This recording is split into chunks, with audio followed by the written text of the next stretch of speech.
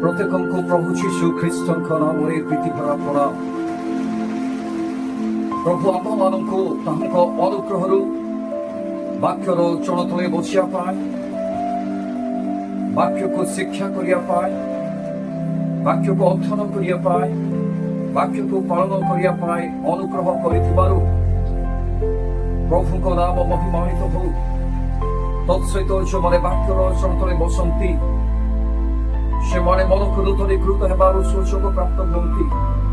ଯେଉଁମାନେ ବାକ୍ୟର ଚରଣ ତଳେ ବସି ଧ୍ୟାନ ଦିଅନ୍ତି ସେମାନେ ନିଜକୁ ସତର୍କ ସଂଶୋଧନ ଏବଂ ବିପଦରୁ ମୁକ୍ତ ରହିବାରେ ନିଜକୁ ପ୍ରସ୍ତୁତ କରନ୍ତି। ପ୍ରଭୁ ଯୀଶୁ ଖ୍ରୀଷ୍ଟ ଜଗତରେ ଥାଇ ପୁରାତନ ନିୟମର ଏକ ବିଶ୍ୱକୁ ଉଦ୍ଧୃତ କରି ନୂତନ ନିୟମରେ ଲୋକମାନଙ୍କୁ ଶିକ୍ଷା ଦେବା ନିମନ୍ତେ, ଆତ୍ମିକ ବିଶ୍ୱର ମର୍ମକୁ ବୁଝିବା ନିମନ୍ତେ ପ୍ରକାଶ କଲେ। ଯୋଉ ବିଶ୍ୱକୁ ଆଜି ଆମେ ଆଲୋଚନା କରିବା ପାଇଁ ଯାଉଛୁ, ତେଣୁ ଆସୁ ଆଜିର ଶିକ୍ଷାର ବିଷୟ ଶୀର୍ଷକକୁ ଆମେ ଜାଣିବା ପୂର୍ବରୁ ପୁରାତନ ନିୟମ ଭବିଷ୍ୟତ ବକ୍ତାଙ୍କ ଦ୍ୱାରା ଲିଖିତ ଏକ ପୁସ୍ତକର ଅଧ୍ୟୟନ କରିବା। ସେହି ପୁସ୍ତକଟି ହେଲା ଯେରେମିୟ 7 ଅଧ୍ୟାୟ 11 ପଦ। ସେଥିରେ ଏହି ପ୍ରକାର ଲେଖାଯାଏ, ଆମ୍ଭ ନାମରେ ଖ୍ୟାତ ଏହି ଗୃହ ତୁମ୍ଭମାନଙ୍କ ଦୃଷ୍ଟିରେ କି ଚୋର ମାନଙ୍କର ଗୋହର ହୋଇଅଛି। ଏହି ପଦକୁ ସେ ଉଦ୍ଧୃତ କରି ନୂତନ ନିୟମରେ ତାହାଙ୍କ ପଛରେ ଯାଉଥିବା ଲୋକମାନଙ୍କୁ ଏବଂ ଏକ କର୍ମ କରୁଥିବା ଲୋକମାନଙ୍କ ପାଇଁ ଯେଉଁଦିନ ଗଧର୍ବି ମେଷ ଶାବକ ଉପରେ ଆରୋହଣ କରି ମନ୍ଦିରକୁ ଯାତ୍ରା କଲେ, ମନ୍ଦିରରେ ପ୍ରବେଶ କଲା ପରେ ସେଠିକାର ଲୋକମାନଙ୍କୁ, ଯେଉଁମାନେ ବ୍ୟବସାୟ କରୁଥିଲେ, ଯେଉଁମାନେ କାରବାର କରୁଥିଲେ ମନ୍ଦିରରେ ଭିତରେ ବାହାରେ, ସେମାନଙ୍କୁ ଏ କଥା କହିଲେ, ଯାହାକି ଲୋକଲିଖିତ ସୁସମାଚାର 19 ଅଧ୍ୟାୟ 45-46 ପଦ ମଧ୍ୟରେ ଆମେ ଦେଖିବାକୁ ପାଉ। ଯୀଶୁ ସେମାନଙ୍କୁ କହିଲେ, ଲେଖା ଅଛି, କୋଉ ବିଷୟକୁ ଲେଖା ଅଛି ବୋଲି କହିଲେ, ଯାହାକି ଆମେ ଏହା ପୂର୍ବରୁ ଯେରେମିୟ 7:11 ଅଧ୍ୟୟନ କଲୁ। ସେଇ ବିଷୟକୁ ଲେଖା ଅଛି କରି ଉଦ୍ଧୃତ କରି ସେମାନଙ୍କୁ ଜଣାଇଲେ, ଆମ୍ଭର ଗୃହ ପ୍ରାର୍ଥନାର ଗୃହ ହେବ, କିନ୍ତୁ ତୁମ୍ଭେମାନେ ତାହାକୁ ଦସ୍ୟୁମାନଙ୍କର ଗୁହର କରିଅଛ। ଏହି ଶିକ୍ଷା ଆଜିର ଶିକ୍ଷାର ବିଷୟ। ବାହାରେ ପ୍ରାର୍ଥନାର ଗୃହ, ଭିତରେ ଦସ୍ୟୁମାନଙ୍କର ଗୁହର।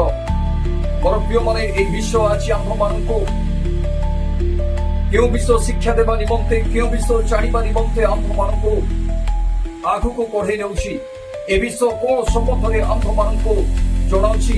ଏଣୁ ଯୀଶୁ ଖ୍ରୀଷ୍ଟ କାହିଁକି କାହାକୁ ଏ କଥା କହିଲେ, ଆଉ ସେମାନଙ୍କୁ ସେଇ ସମୟରେ କହିଥିଲେ, କିନ୍ତୁ ଆଜି ଆମମାନଙ୍କୁ ଯୋଉମାନଙ୍କୁ କହିଥିଲେ ସେମାନଙ୍କ ପରି ବର୍ତ୍ତମାନ ଆମ୍ଭମାନଙ୍କୁ ଯେଉଁମାନେ ଶୁଣନ୍ତି, ଯେଉଁମାନେ ଅଧ୍ୟୟନ କରନ୍ତି, ସେମାନଙ୍କୁ ଏହି ଜୀବନ୍ତ ପୁସ୍ତକ, ସତ୍ୟ ଧର୍ମଶାସ୍ତ୍ର, ସତ୍ୟ ବାକ୍ୟ, ସତ୍ୟ ଯୀଶୁ, ସତ୍ୟ ଆତ୍ମା, ସତ୍ୟ ପରମେଶ୍ୱର ମାନଙ୍କୁ ଏ କଥା କୁହନ୍ତି ଯେ ଆମର ଶିକ୍ଷାର ଶୀର୍ଷକ ହେଉଛି ବାହାରେ ପ୍ରାର୍ଥନାର ଗୃହ ବା ଘର, କିନ୍ତୁ ଭିତରେ ଦସ୍ୟୁମାନଙ୍କର ଗୁହର କରିଅଛ ହୋଇଅଛି। ଏହି ମର୍ମକୁ ଆମେ କୋଉ ପ୍ରକାର ବୁଝୁ? ଏହି ମର୍ମ ଆଜିର ଆମର ଆତ୍ମିକ ଜୀବନରେ ଖ୍ରୀଷ୍ଟିଆନ ନାମରେ ଖ୍ୟାତ, ସେ ଜାଗାରେ ଆମ୍ଭ ନାମରେ ଖ୍ୟାତ ଗୃହ। ମୋର ପ୍ରିୟମାନେ, ଏହି ନୂତନ ନିୟମରେ ତାଙ୍କ ନାମରେ ଖ୍ୟାତ ହୋଇଥିବା ଗୃହ କିଏ, କଣ, କାହାକୁ ଦର୍ଶାଏ? ମୋର ପ୍ରିୟମାନେ, ଏ କଥା କାହାକୁ କହିଥିଲେ? ଏ କଥା ଏମାନଙ୍କୁ କହିଥିଲେ ଯୋଉ ଲୋକମାନେ ମନ୍ଦିର ମଧ୍ୟରେ ବ୍ୟବସାୟ କରୁଥିଲେ, କାପ୍ତା ବ୍ୟବସାୟ କରୁଥିଲେ, ଟଙ୍କା କାରବାର କରୁଥିଲେ, ପଶୁ ବ୍ୟବହାର କରୁଥିଲେ।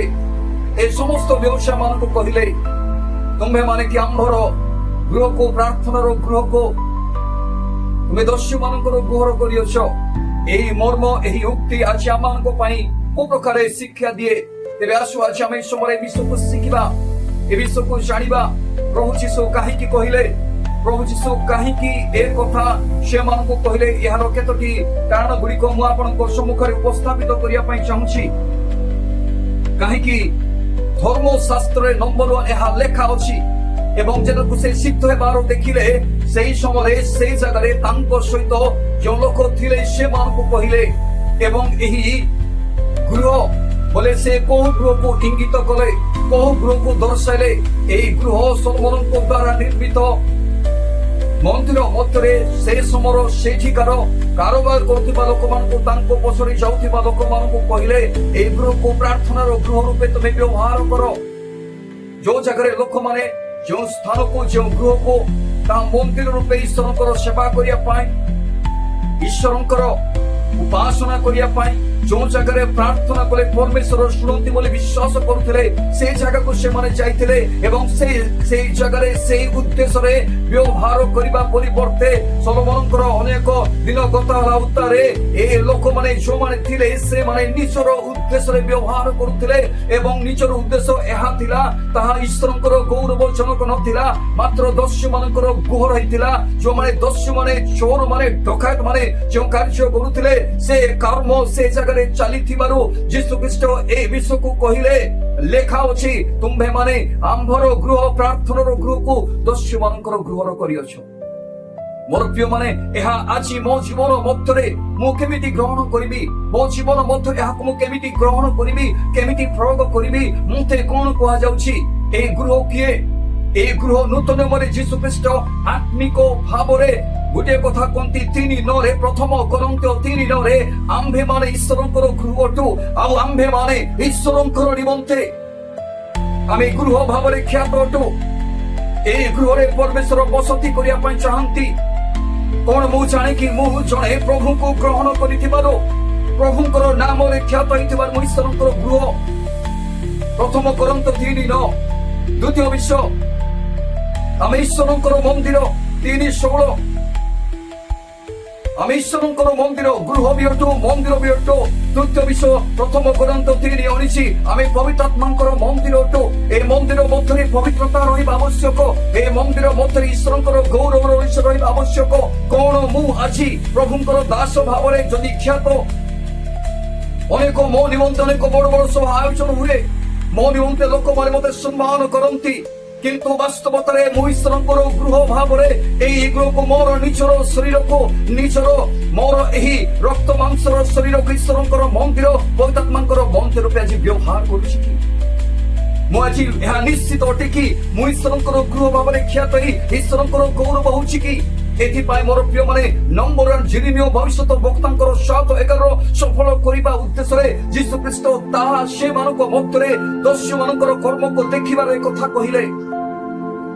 ତୃତୀୟ ବିଷୟ, ମୋର ପ୍ରିୟ ମାନେ, ଆମେ ମନ୍ଦିର ଭାବରେ ତାକୁ ଯୋଉ ଜାଗାରେ ଈଶ୍ୱରଙ୍କ ଉପସ୍ଥିତି ଥିଲା ସେ ଉପସ୍ଥିତି ଉଭେଇ ଯାଇଥିଲା।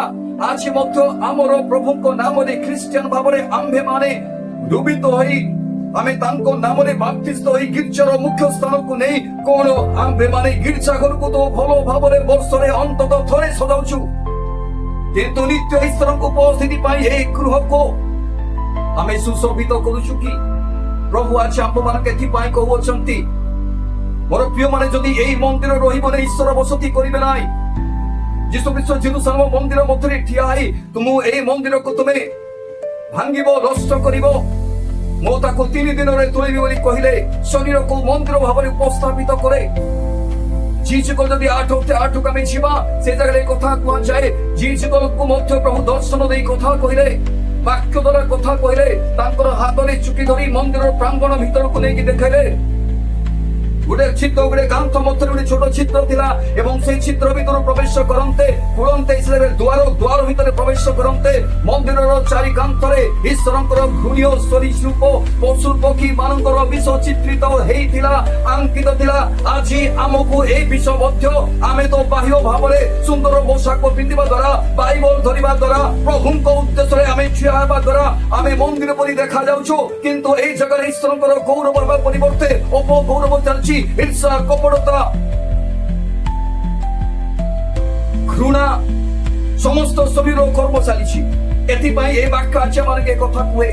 কଣ ମୋର ପ୍ରିୟ ମାନେ, ଅଛି ଆମେ ବାସ୍ତବତାରେ ପ୍ରଭୁଙ୍କ ଉଦ୍ଦେଶ୍ୟରେ ମୋର ନିଜର ଶରୀରକୁ, ଆମର ଆପଣା ଶରୀରକୁ ଈଶ୍ୱରଙ୍କର ଗୌରବ ଉଦ୍ଦେଶ୍ୟରେ ବ୍ୟବହାର କରୁଛୁ। ଯଦି ବ୍ୟବହାର କରୁନା, ପ୍ରଭୁ ଆଜି ଆମକୁ ଯୀଶୁ, ସ୍ୱୟଂ ଯୀଶୁ, ଈଶ୍ୱରଙ୍କର ପୁତ୍ର ଯୀଶୁ आंभ मानको मते आपण मानको शुणुथिबा लोक मानको कहउचंती आपण ईश्वरकर मंदिर को दस्यु मानकर गुहर कहि नांती तो गिरजा घर सजाय पाई तो लक्ष लक्ष टंका खर्च होउची किंतु एई मंदिर को सजाय पाई आमे केते टंका खर्च करूछु ए मंदिर गुडी को रक्षा करबा निमंते केते टंका आमे खर्च करूछु ए मंदिर को केबे निचे झाड़ू धरी सफा करूछु कि बाक्य रूपक जलरे जल ढाली आमर ईश्वर को आमे सफा करूछु कि जदि सफा करनाहु आजी प्रभु आपना दासंक द्वारा आंभ मानको कहउचंती प्रभु जीशु ख्रीष्ट निजे निज मुखर उद्धृत एही विश्व द्वारा मानको कहउचंती आपण माने आंभे किबा मु किबा जते बड़ व्यक्ति हुदा काहे कि मु ईश्वरंकर मंदिर को ईश्वरंकर प्रार्थनार गृह को केते घंटा प्रार्थना ए गृह रे चलछि प्रभु काहे कि गोले प्रार्थना निरंतर प्रार्थना करो क्लांत नहि कि प्रार्थना करो काहे कि वाक्य देखा गला मु प्रार्थना करि पई जाने नाही से समय मोर आत्मा प्रार्थना करे ए समस्त विषय गुडी को अछि किंतु आज आमे ए विषय आलोचना करूछो बाह्य भावरे प्रार्थनार गृह किंतु भितरे दस्यु मानकर गुहर मोर घर मोर शरीर मोर परिवार हेछि जदि हेछि आज दस्यु मानको लुटेरा मानको ए मंदिर मध्यर विताड़ित करू मु लुटेरा कर्म करिछि लोभर आत्मा मो जीवन कार्य करिछि लोभर प्रतिभा मो पाखरे कार्य करिछि कि तेबे मोर प्रिय माने सुनुथिया प्रत्येक भाई भन माने आपण प्रभुंको पाई बहुमूल्य रक्त रे कृत तंती प्रभु आपण को प्रेम करथिबार जीवन देइ अछंती एनु आज समस्त आसु आपे माने प्रभुंको पथरे जीवा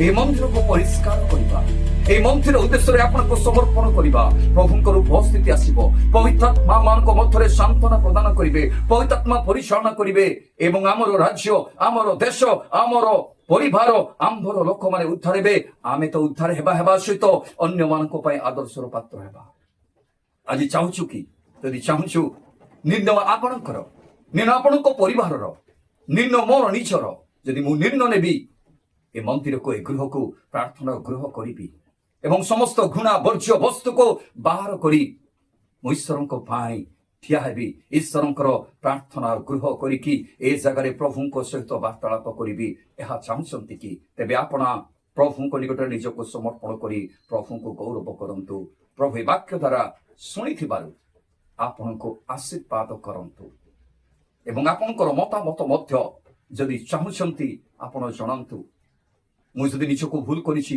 मु मध्य निजको संशोधित करिबी एवं प्रभुंको उद्देश्य रे तांको आगमन पाई आपणा को प्रस्तुत करिबा एवं मु मध्य निजको प्रस्तुत करी प्रभुंको निमंते सचेतन रहिबा धन्यवाद।